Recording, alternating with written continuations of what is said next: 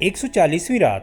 شہرزاد نے کہا۔ جب مرزبان کو شہزادی کا مرض معلوم ہو گیا اور اس نے کہا کہ وہ اب جہاں کہیں بھی جائے گا اس لڑکے کو تلاش کرے گا،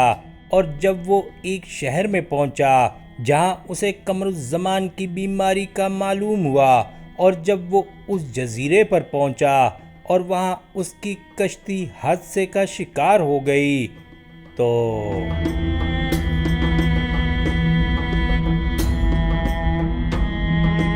اب مرزبان پر یہ گزری کہ موجوں نے اسے تھپڑے مار مار کر شاہی محل کے نیچے پہنچا دیا جہاں قمر الزمان رہتا تھا۔ خدا کا کرنا تھا کہ وہ دن بادشاہ شہرمان کے دربار کا دن تھا اور عمرہ اور اراکین اس کی خدمت میں حاضر تھے۔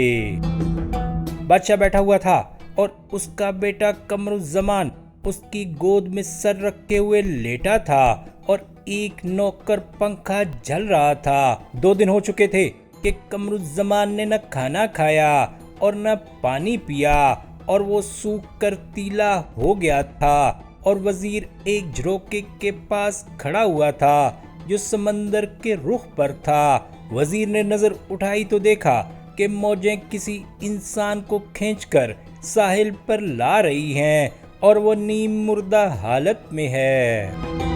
یہ دیکھ کر اسے ترس آیا اور اس نے بادشاہ سے کہا کہ اے بادشاہ، مجھے اجازت دے کہ سمندر میں جا کر ایک شخص کو ڈوبنے سے بچاؤں، اور ممکن ہے کہ خدا اس کی وجہ سے تیرے بیٹے کی بیماری دور کر دے۔ بادشاہ نے کہا کہ اے وزیر، میں تجھے اجازت دیتا ہوں، لیکن یہ خیال کیجیو کہ اس شخص کی وجہ سے ہم پر کوئی مصیبت مسلط نہ ہو جائے، لہٰذا اس بات کا خیال رکھیو، اور اگر اس کی وجہ سے ہم پر کوئی آفت نازل ہوئی تو اس کے ساتھ ساتھ میں تیری گردن بھی اڑا دوں گا۔ یہ سن کر وزیر نے اپنے دل میں کہا کہ واللہ میں ضرور اس کو بچاؤں گا، چاہے اس کے لیے میری جان ہی کیوں نہ چلی جائے۔ اب وہ گیا اور سمندر کے پاس پہنچ کر دیکھا کہ مرزبان مرنے کے قریب ہے۔ وزیر نے اپنا ہاتھ بڑھایا اور اسے پکڑ کر سمندر سے کھینچ لیا۔ اس میں بہت کم جان باقی تھی۔ اس نے تھوڑی دیر تک انتظار کیا یہاں تک کہ اس کی جان میں جان آئی۔ اب وزیر نے اس کے کپڑے اتار کر اسے دوسرے کپڑے پہنائے اور اسے سہارا دے کر اٹھایا اور اسے کچھ کھانے کے لیے دیا تاکہ اس کی طاقت بحال ہو، اور جب مرزبان کی حالت سدھر گئی اور وہ چلنے کے قابل ہو گیا تو اٹھ بیٹھا اور اپنی سلامتی پر خدا کا شکر ادا کیا اور وزیر کو دعا دی۔ اب جب وزیر نے دیکھا کہ وہ اچھا ہو گیا ہے تو اس نے اس سے کہا کہ اے میرے بیٹے، میں نے تجھے ڈوبنے سے بچایا ہے، لہٰذا کہیں ایسا نہ ہو کہ تیری وجہ سے میری یا تیری جان چلی جائے۔ مرزبان نے کہا کہ یہ کیسے ہو سکتا ہے؟ وزیر نے کہا کہ اے بیٹا، اس وقت جس مکان میں ہم جا رہے ہیں اس میں حکومت کے اراکین بادشاہ شہرمان کے حضور جمع ہیں، اور وہ سب سلطان کے عتاب اور اس کے بیٹے قمر الزمان کی بیماری کی وجہ سے نہایت خاموشی اور ادب سے بیٹھے ہوں گے۔ مرزبان نے جب قمر الزمان کا نام سنا تو سنتے ہی دل میں کہا کہ خدا نے اس کی مراد پوری کر دی، کیونکہ اس نے مختلف شہروں میں اس کا ذکر سنا تھا اور اسی کی تلاش میں یہاں آیا تھا، لیکن انجان بن کر اس نے وزیر سے کہا کہ قمر الزمان کون ہے؟ وزیر نے کہا کہ وہ سلطان شہرمان کا بیٹا ہے اور بیمار ہے اور بچھونے پر پڑا رہتا ہے اور بے چین رہتا ہے، دن رات نہ کھاتا پیتا ہے اور نہ سوتا ہے، بلکہ مرنے کے قریب ہے۔ ہم سب اس کی زندگی سے ہاتھ دھو بیٹھے ہیں اور اس کے مرنے کا یقین کر چکے ہیں۔ ہاں خبردار، جب ہم اس مکان میں جائیں گے تو اس کی طرف نظر اٹھا کر نہ دیکھیو، بلکہ وہیں دیکھیو جہاں تیرے قدم پڑے، ورنہ ہم دونوں کی جان جائے گی۔ اس نے کہا کہ اے وزیر، میں تجھے خدا کی قسم دیتا ہوں اور تجھ سے درخواست کرتا ہوں کہ جس جوان کا تو نے ذکر کیا ہے اس کا قصہ بتا کہ وہ کیوں اس مرض میں گرفتار ہے۔ وزیر نے جواب دیا کہ اس کی ایک خاص وجہ ہے، اور وہ یہ ہے کہ اس کا باپ 3 سال سے یہ اصرار کرتا رہا کہ وہ شادی کر لے، لیکن وہ ہمیشہ انکار کرتا تھا، اس لیے باپ نے ناراض ہو کر اسے قید کر دیا۔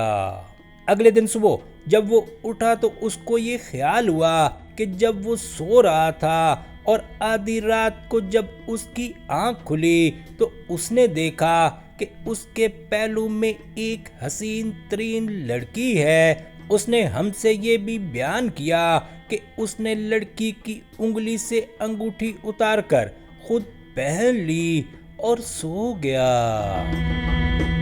اس قصے کا بھید ہماری سمجھ کی منطق میں نہ آیا۔ اے بیٹا، میں تجھے خدا کی قسم دیتا ہوں کہ جب تم میرے ساتھ محل میں جائے تو شہزادے کی طرف آنکھ اٹھا کر بھی نہ دیکھیو، بلکہ آگے چلے جائیو، کیونکہ بادشاہ میری طرف سے غصے میں بھرا ہوا ہے۔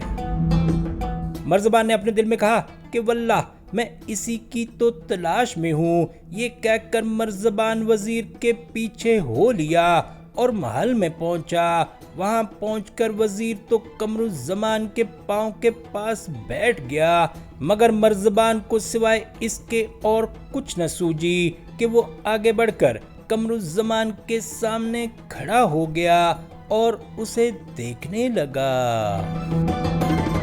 یہ دیکھ کر مارے ڈر کے وزیر کی جان نکل گئی اور وہ مرزبان کی طرف دیکھ دیکھ کر اشارے کرنے لگا کہ چلا جا، مگر مرزبان انجان بن کر قمر الزمان کی طرف دیکھتا رہا اور اسے یقین ہو گیا کہ میری مراد پوری ہو گئی، اور وہ کہنے لگا کہ پاک ہے وہ ذات جس نے اس کا قد اس لڑکی کے قد سا بنایا، اور اس کا رخسار اس کے رخسار سا، اور اس کا رنگ اس کے رنگ سا۔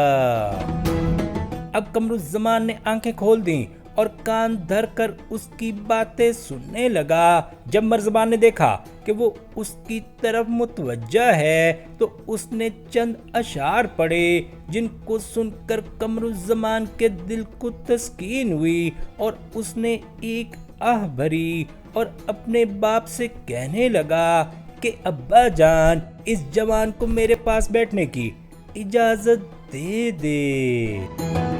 ادھر بادشاہ مرزبان کی وجہ سے پریشان خاطر ہو رہا تھا اور اپنے دل میں یہ سوچ رہا تھا کہ اس کی گردن اڑا دے، لیکن جب اس نے اپنے بیٹے کی بات سنی تو وہ مسکرا دیا اور اس کا وہ خیال جاتا رہا، اور اس نے مرزبان کا ہاتھ پکڑ کر اسے قمر الزمان کے پہلو میں بٹھا دیا۔